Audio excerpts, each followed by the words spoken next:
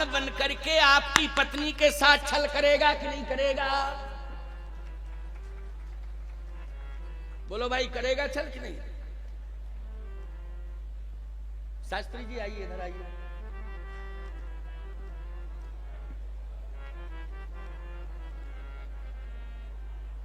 ऐसे बैठिए, यहां बैठिए, पकड़े रहिए, यहां बैठ के पकड़िए। हाँ, तुम बैठ जाओ, ये पकड़ेंगे। हाँ। अब बताओ, ये इनकी ड्यूटी है कि ये हमारा सिंहासन देखें, हमारा दंड देखें।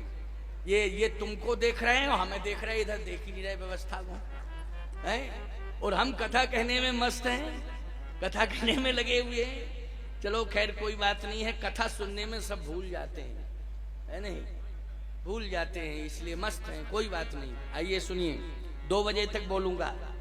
कल से टाइम से ही कार्यक्रम जैसा चल रहा था, 11 बजे से चलता है ना, 11 से 2 तक ही चलेगा कल से। आज 1 घंटा लेट हो गया मैं, 1 घंटा। 12 बजे तो मैं बैठ ही गया था, 12 बजे बैठा था ना, 12:15 तो मैं बैठा था। मेरा सिंहासन कै बजे बैठा?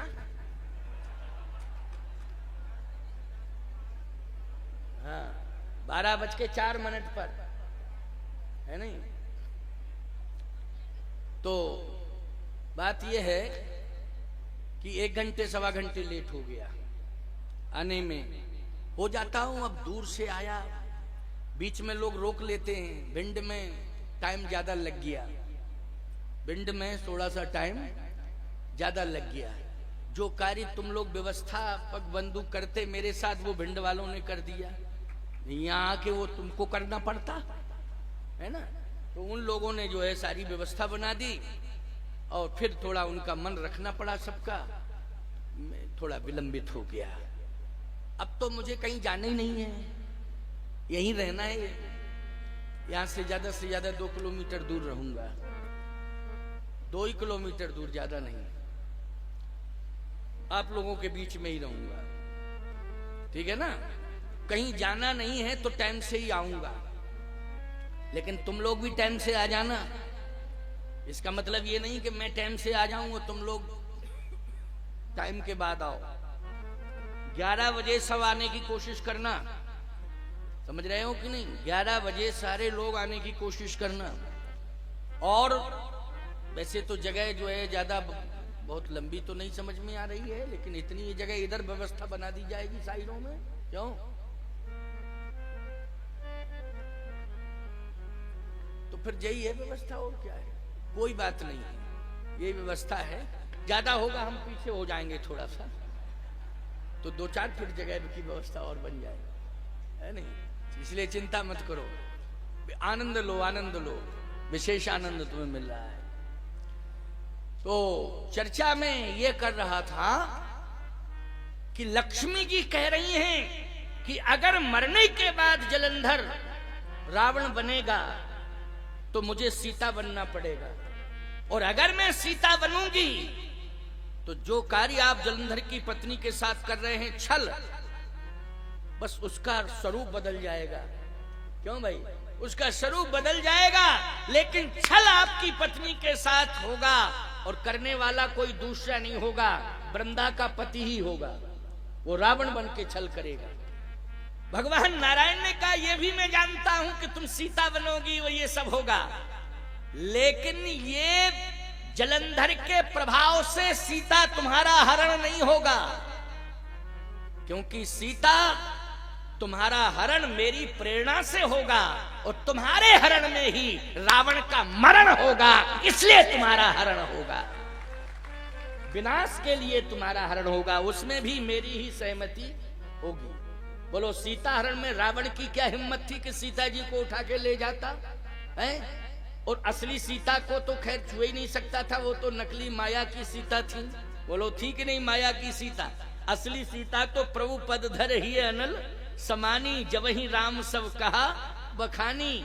लीला के लिए भगवान ने माया की सीता को प्रकट कर दिया, असली सीता तो भगवान के चरणों में है। और वास्तव में विचार किया जाए तो लक्ष्मी रे यश च बक्षसी नारायण के हृदय में सदा लक्ष्मी निवास करती हैं, वैसे ही प्रभु राम के हृदय में सदा श्री किशोरी जी निवास करती हैं। भगवान के हृदय से कभी वो दूर नहीं होती हैं। इसलिए ये तो मेरी लीला होगी, इसलिए लक्ष्मी मैं सब जानता हूं कि आगे क्या होगा।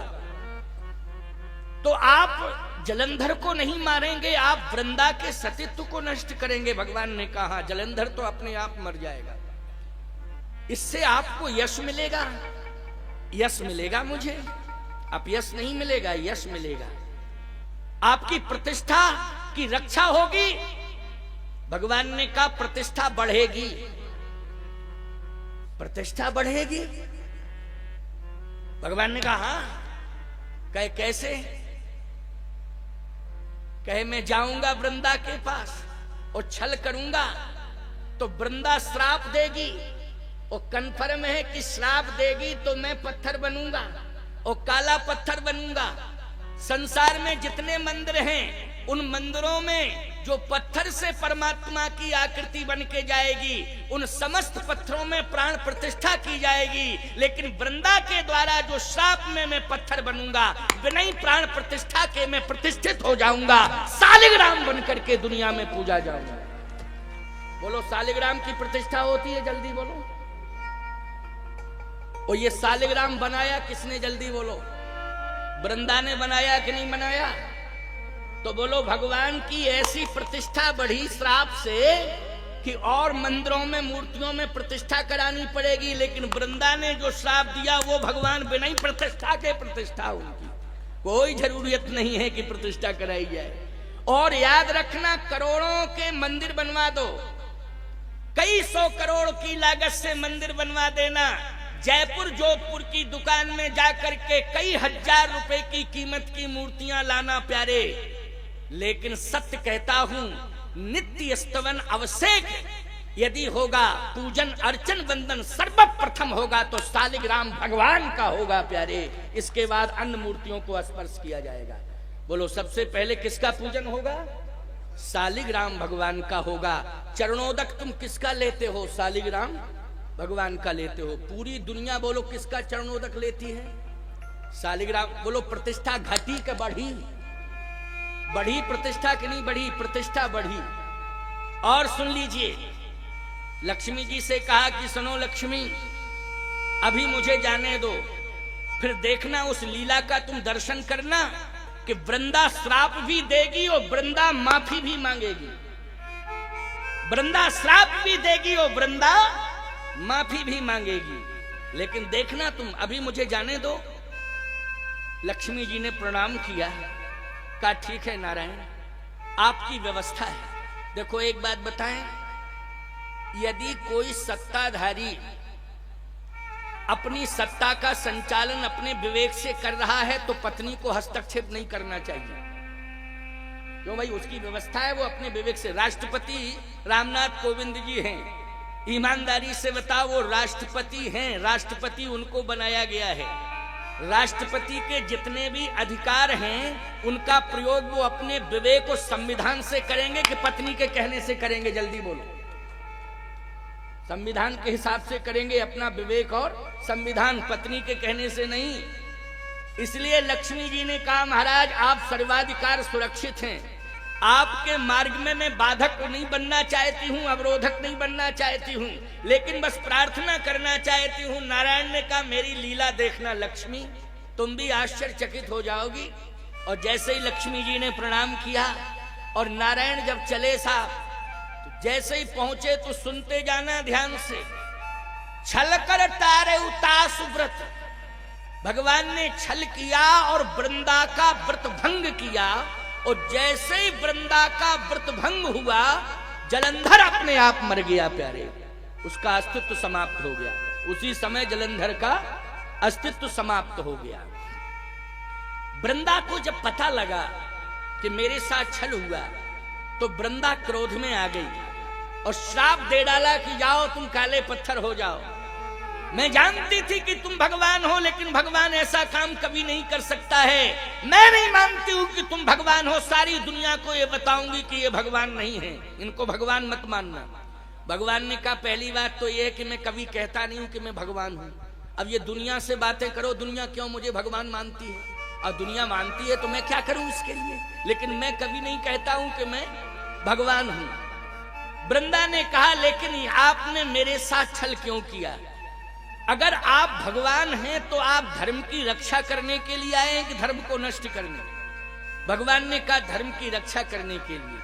तो आपने मेरे पातिव्र धर्म को नष्ट किया कि नहीं किया? भगवान ने कहा कभी कभी धर्म की रक्षा करने के लिए धर्म को नष्ट करना पड़ता है। वृंदा बोली ये मैं नहीं समझ पा रही हूं कि धर्म की रक्षा करने के लिए धर्म को कैसे नष्ट किया जाता है। भगवान ने कहा जो धर्म अधर्म की रक्षा करने के लिए कवच बन करके आगे आ जाता है, ऐसे धर्म को नष्ट करना मेरा परम धर्म होता है। इसलिए मैंने तेरे धर्म को नष्ट कर दिया, क्योंकि तेरा धर्म अधर्म की रक्षा कर रहा था। अब बोलो भाई, क्रिया निकृष्ट थी, देखने में उद्देश्य उत्कृष्ट निकल के आया कि नहीं आया? आया कि नहीं? मैं एक बात कहता हूं, भीष्म पितामह आदरणीय हैं, सम्माननीय हैं। महाभारत की कथाएं भी आप सुनते हो, तमाम लोगों ने सुनी और पढ़ी होंगी कथाएं। भीष्म पितामह को मारने के लिए आदेशित किसने किया? अर्जुन को किसने आदेश दिया कि इनको मारो? भगवान कृष्ण ने। यह आदेश किसने दिया था? भगवान कृष्ण ने, कि मारो। अब बताइए, इतना बड़ा महापुरुष, साक्षात महाभारत में धर्म स्वरूप है पितामह, बोलो है कि नहीं? नैष्ठिक ब्रह्मचारी है पितामह, धर्म स्वरूप है पितामह, महाभागों में उनका सम्मान होता है। लेकिन ऐसे भीष्म पितामह को मारने के लिए अर्जुन को आदेशित कर रहे हैं भगवान। लेकिन अर्जुन क्या कहता है? अर्जुन यही कहता है कि और सब ठीक है नारायण, लेकिन मैं भीष्म पितामह के ऊपर बाण नहीं चलाऊंगा। क्यों नहीं चलाओगे? इसलिए नहीं चलाऊंगा क्योंकि ये साक्षात धर्म है। मैं तो अधर्म को नष्ट करने का संकल्प लिया हूं, धर्म को नष्ट करने के लिए नहीं। तो भगवान ने कहा एक बात बताओ कि अधर्म कौन है? किसको मानते हो अधर्म? अर्जुन ने कहा अधर्म मानता हूं दुर्योधन को, दुशासन को, शकुनी को, ये सब अधर्म है। भगवान ने कहा इनको अधर्म मानते हो, और धर्म किसे मानते हो? कहा भीष्म पितामह, कृपाचारी, द्रोणाचार्य, ये सब धर्म है। और अधर्म कौन है? का अधर्म जो है शकुनी है, अधर्म दुशासन है, अधर्म दुर्योधन है, ये अधर्म है। भगवान ने कहा तो अधर्म को क्यों नहीं मार रहे हो? कहा दिखाई दे तब ना। भगवान कृष्ण कहने लगे तुम्हें दिखाई नहीं दे रहा है, लेकिन मुझे तो दिखाई दे रहा है।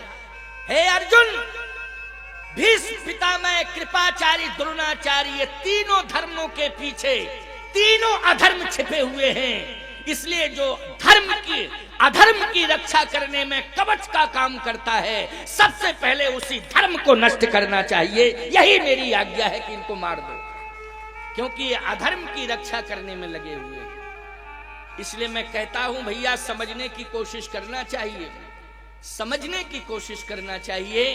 भगवान नारायण ने आज धर्म को अगर नष्ट किया है, क्योंकि वो धर्म अधर्म की रक्षा कर रहा था।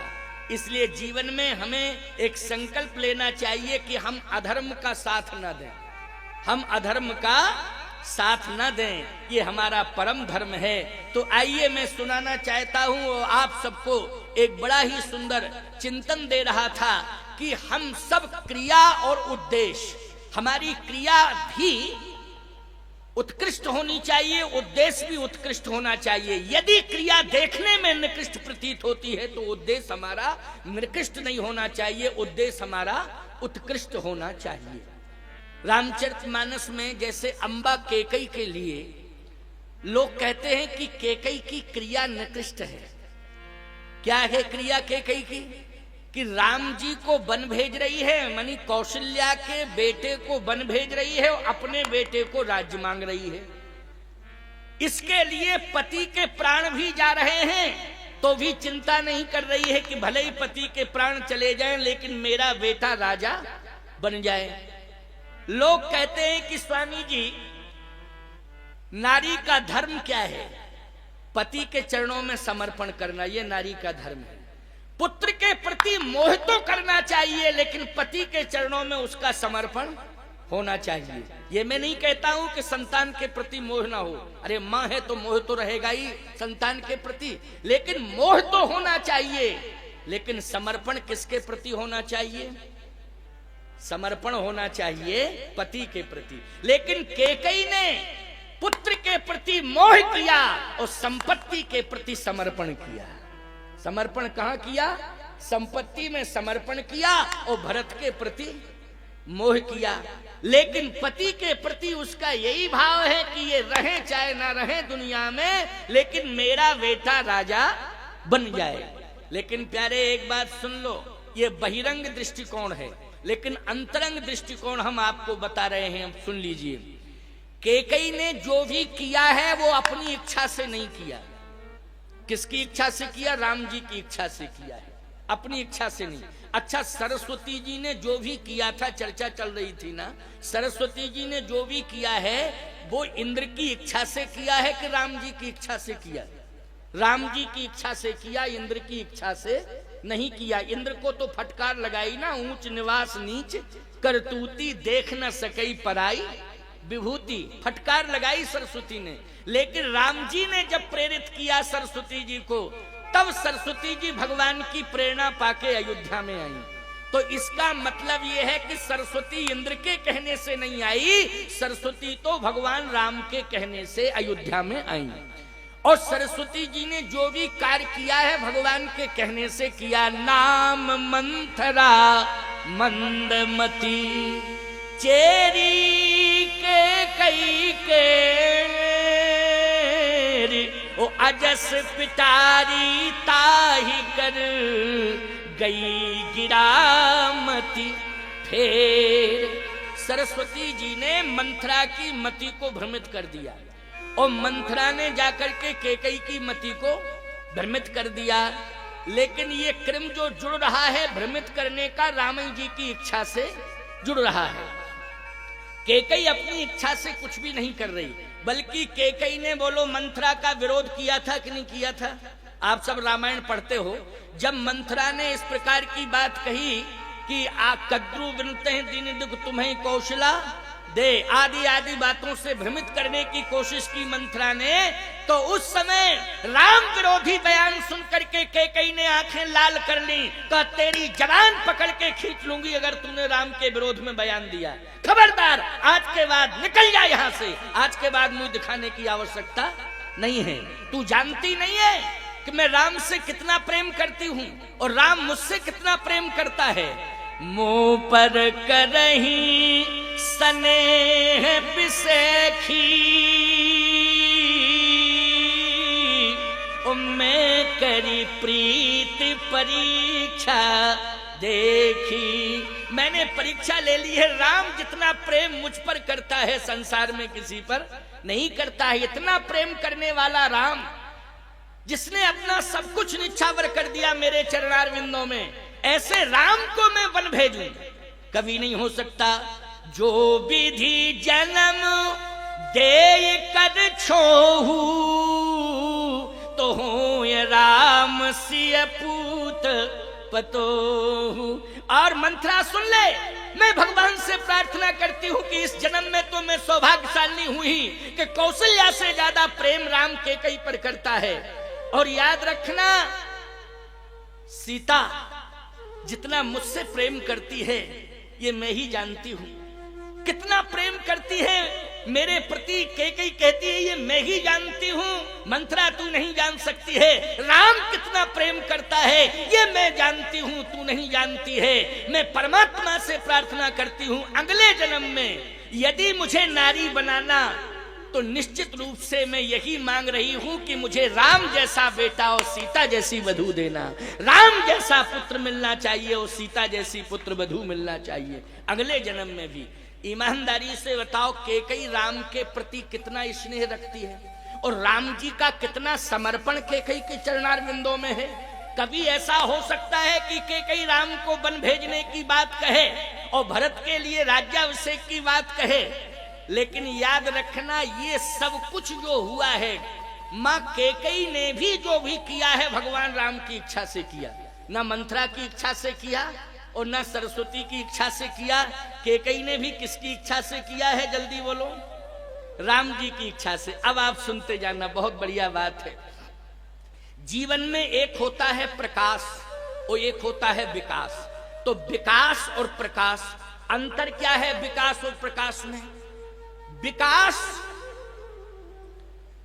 चाहे अरबों खरबों का आप कर लो, समझ लेना, लेकिन आप संसार की दृष्टि में प्रणम्य नहीं हो सकते हो, चाहे जितना अरबों खरबों कर लो। अच्छा एक बात बताओ, अंबानी बहुत बड़ा उद्योगपति है, टाटा बिरला डालमिया भी बहुत बड़े उद्योगपति हैं। आप नमस्कार तो कर लोगे, लेकिन अपना सिर उनके चरणों में रखोगे क्या? जल्दी बोलो। आप नमस्कार, आइए आइए, नमस्कार साहब आइए, आपका सम्मान है, आप उद्योगपति हैं, आप धनपति, आइए चाय पी लीजिए, थोड़ा सा नाश्ता कर लीजिए, थोड़ा आइए आइए जलपान कर लीजिए, क्यों? और यदि वो कहते नहीं टाइम नहीं है तो आप कहते हो आपकी मर्जी है, कोई बात नहीं, क्यों यही कहते हो कि नहीं आपकी मर्जी है, फिर कोई बात नहीं। लेकिन हमारा धर्म है कहने का कि आइए जलपान कर लीजिए, बैठिए, आपका स्वागत है। इतना शिष्टाचार आप करोगे, लेकिन समर्पण करोगे क्या? समर्पण नहीं कर सकते हो प्यारे। लेकिन मैं एक बात कहता हूं, अरबों खरबों का मंदिर चाहे न बना हो, एक चबूतरे पर ही भगवान की प्रतिमा अगर स्थापित है तो आप साष्टांग प्रणिपात करते हो कि आपकी कृपा मुझे चाहिए, आपकी कृपा होगी तो सब कुछ होगा। बोलो भाई, मंदिर भले ही ना बना हो, एक चबूतरे पर मूर्ति अगर बैठी है तो समर्पण पूरे परिवार के सहित होता है कि नहीं होता है? बोलो, परमात्मा के प्रति समर्पण, क्योंकि परमात्मा का संबंध विकास से नहीं है, परमात्मा का संबंध प्रकाश से है। जगत प्रकाश प्रकाशक रामू, प्रकाश सारे संसार में उसका प्रकाश फैल रहा है। बोलो फैल रहा प्रकाश की नहीं? पूरे संसार में उसका, यानी सूर्य भी अगर प्रकाश मांगता है तो किससे मांगता है? परमात्मा से मांगता है। वो परमात्मा, आज वो परमात्मा क्या चाह रहा है कि मैं सिंहासन पर बैठने के लिए नहीं आया हूं, मैं सोने के पलंग पर सोने के लिए नहीं आया हूं, मैं सोने के महल में रहने के लिए नहीं आया हूं, मैं तो सोने के महल का त्याग करके सबरी, निषाद और गीध का कल्याण करने के लिए आया हूं। इसलिए सबरी की झोपड़ी में जाऊंगा, निषाद को हृदय से लगाऊंगा और गीध को गोद में बिठाकर उसकी अंत्येष्टि करूंगा। मैं इसके लिए आया हूं, गिरवासी वनवासियों का कल्याण करने के लिए। 11.5 वर्ष तक राम जी चित्रकूट धाम में रहे। बोलो, कोल किरात भील वनवासी आदि आदि सब ये भगवान से जुड़े कि नहीं जुड़े? बोलो जुड़े। भगवान ने उन सबका कल्याण किया कि नहीं किया? 11.5 साल चित्रकूट अरण्य अभ्यारण्य में रह करके आज चित्रकूट धाम इतना बड़ा धाम, महिमा मंडित धाम है प्यारे, कि जितना महत्व अयोध्या का है उससे ज्यादा महत्व चित्रकूट धाम का है प्यारे। क्योंकि अयोध्या में राम की जन्मभूमि है, चित्रकूट श्री राम की तपोभूमि है। राम जी ने तप किया है और ऐसा तप किया है कि संपूर्ण संसार में राम जी का प्रकाश हो गया। विश्व रूप रघुवंशमणि, भगवान राम संपूर्ण संसार को प्रकाशित करना चाहते। दशरथ जी चाहते हैं कि राम सिंहासन पर बैठे तो राम का विकास होगा, और कैकेयी जी चाहती हैं कि राम जी सिंहासन नहीं, राम जी तो गिरवासी वनवासियों के बीच में जाएं, गौ ब्राह्मण के सम्मान की रक्षा करें, यज्ञ की रक्षा करें, संतों की रक्षा करें, धर्म की रक्षा करें। अगर धर्म गौ ब्राह्मण की रक्षा श्री राम के हाथों से हो गई, गिरवासी वनवासियों को प्रेम यदि राम के द्वारा मिल गया तो राम का विकास नहीं, संसार में प्रकाश हो जाएगा। इसलिए मैं राम को प्रकाश से जोड़ना चाहती हूँ। बोलो, कैकेयी का उद्देश्य पवित्र है, क्रिया निकृष्ट है देखने में, लेकिन उद्देश्य उत्कृष्ट है कि नहीं? बोलो, उद्देश्य उत्कृष्ट है कि नहीं कैकेयी का? लेकिन क्रिया देखने में कैसी लग रही है? निकृष्ट लग रही है। राम जी ने कहा, मां मैं यही चाहता हूं कि ये सिंहासन नहीं, सिंहासन पर मैं नहीं बैठना चाहता हूं, मैं गिरवासी वनवासियों के हृदय रूपी सिंहासन पर बैठना चाहता हूं। मैं गिरवासी वनवासी जितने भी भक्त हैं उनके हृदय रूपी सिंहासन पर बैठकर राज्य करना चाहता हूं। बोलो, भक्तों के हृदय रूपी सिंहासन पर बैठकर राम राजा हैं कि नहीं? बोलो है कि नहीं? आत्मा रामो विराजिते, सबने अपनी आत्मा में राम को स्थान दिया है। तो आत्मा राम राजा राम से बड़े हैं, आत्मा राम प्यारे जो सबकी आत्माओं में रमण कर रहे हैं। इसलिए ये कैकेयी की महिमा है कि कैकेयी जी ने राम जी को अयोध्या से वन भेजने में अहम भूमिका का निर्वाह किया। अब एक बढ़िया सूत्र है क्या, इसके लिए कैकेयी जी को रूठना पड़ेगा, रूठना पड़ेगा। अच्छा भाई रूठना पड़ेगा। हमारे यहाँ पहले मर्यादा थी, क्या मर्यादा थी? अब जो रूठना होता है इनका माताओं का रूठना, वो होता है फुटपाथ पे, फुटपाथ पे रूठेंगे जिससे पूरे गांव को पता चल जाए, क्षेत्र को पता चल जाए, मीडिया को पता चल जाए कि हमारी क्या समस्या।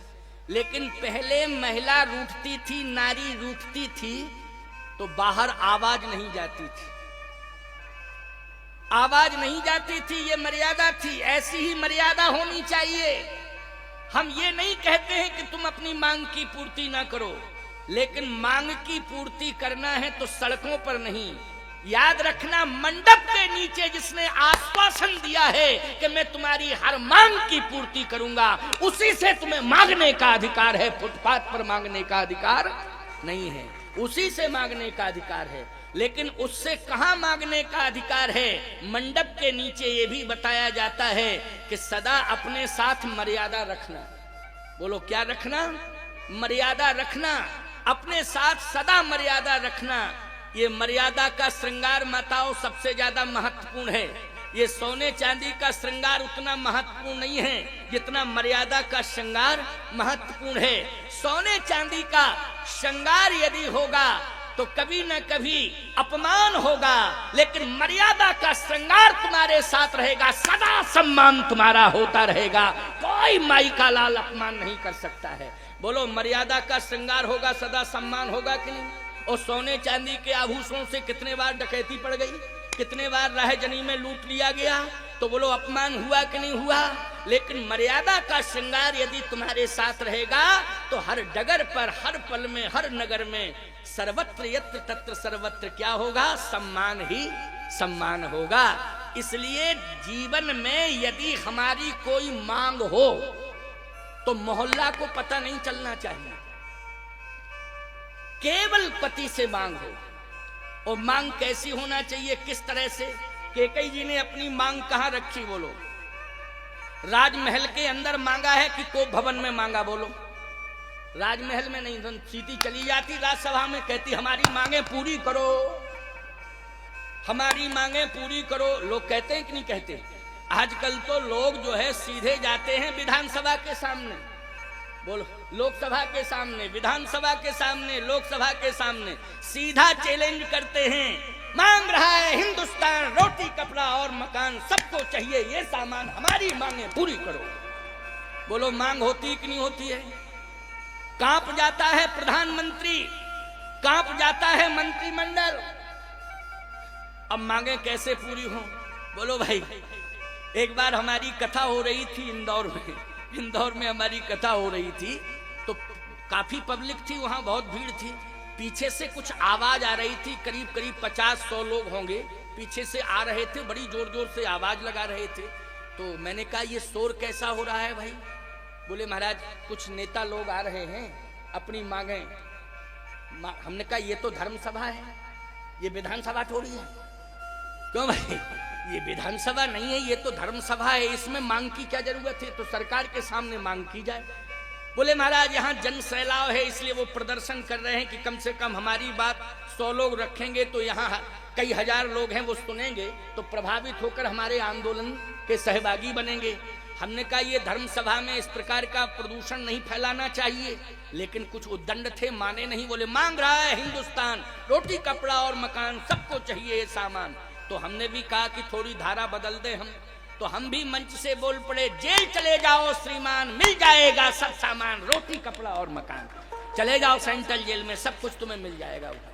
यहाँ आने की कोई जरूरत नहीं है, यहाँ तुम्हारी मांगे कहाँ से पूरी होंगी? तो सीधी सी बात यह है कि मांग कहाँ रखी कैकेयी ने, इस पर विचार करो। तुम्हें अपनी मांग रखने का अधिकार है, क्योंकि मंडप के नीचे जब तुम्हें स्वीकार किया गया, तुम्हारा हाथ पकड़ा गया वेद मंत्रों को साक्षी करके, समाज अग्नि को साक्षी करके, तो हर मांग की पूर्ति करने का आश्वासन दिया कि नहीं दिया?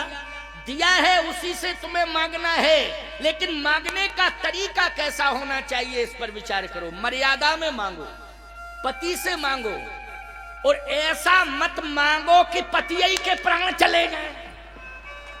ऐसा भी नहीं मांगना है। क्यों भाई, क्या फायदा है ऐसी मांग से कि पति के प्राण न रहे, प्राण ही चले जाए, तो कौन फायदा है मांगने से? तो मैं कहना ये चाहता हूं, मांगने का तरीका होना चाहिए। कैसे मांगना चाहिए? बस यहाँ थोड़ा कैकेयी की क्रिया विभत्स नजर आ रही है, क्योंकि कैकेयी कोप भवन में पहुंची। अच्छा, रहती थी कनक भवन में। कहाँ रहती थी? कनक भवन में। लेकिन कोप भवन में पहुंच गई। भाई ठीक है, राज्यसभा में ना जाती, राजभवन में ना जाती, तो कनक भवन में दशरथ जी आते, वहां मांग लेती। लेकिन उसने राजभवन में नहीं गई, ये तो बहुत अच्छा हुआ। लेकिन कनक भवन से गई और सीधी कोप भवन में पहुंच गई। किसी ने कैकेयी से कहा कि कोप भवन में क्यों जा रही हो? तो कैकेयी बोली, कोप भवन का मतलब होता है नाराजगी कमरा, और नाराजगी कमरे का मतलब होता है कि जब कभी मांग की पूर्ति ना हो तो नाराज होकर के कोप भवन में जाए, और वहां मालिक समझ लेता था कि कोई समस्या है, और समस्या को समझ के समाधान के लिए फिर मालिक पहुंच जाता था और वहीं जाके समाधान कर देता था। लेकिन ये अयोध्या का जो कोप भवन है, ये जब से बना है तब से अभी तक यूज नहीं हुआ। समझ गए कि नहीं? जब से बना है, महाराज इक्ष्वाकु से के टाइम से बना है, समझ लेना। इक्ष्वाकु वंश है ना ये, इक्ष्वाकु के समय से बना हुआ कोप भवन, लेकिन अभी तक उपयोग में नहीं आया, यूज नहीं हुआ है। कैकेयी बोली, तो मैं उद्घाटन किए देती हूँ। मेरे द्वारा उद्घाटन हुआ जाता है।